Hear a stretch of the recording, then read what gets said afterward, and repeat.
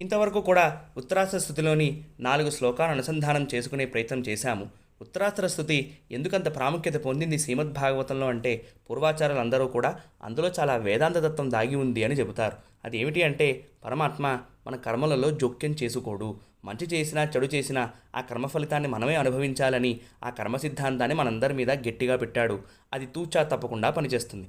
పరమాత్మే మన కర్మలలో జోక్యం చేసుకోకపోతే నక్షత్ర మండలంలోని గ్రహాలు కానీ రాశులు కానీ మన కర్మ ఫలితాన్ని మార్చే శక్తి అర్హత లేవు.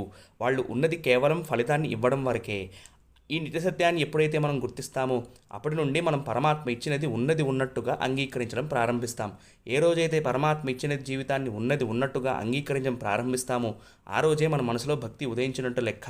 ఆ భక్తి ఉదయించినప్పుడు మనం పరమాత్మ సన్నిధికి వెళ్ళినప్పుడు కానీ ఇంట్లో పూజ చేసినప్పుడైనా సరే ఒకటే కోరిక మిగులుతుంది, నీ నామం మా నోటి వెంట, నీ కథ మా చెవుల వెంట ఉండేటట్టుగా చూడు అని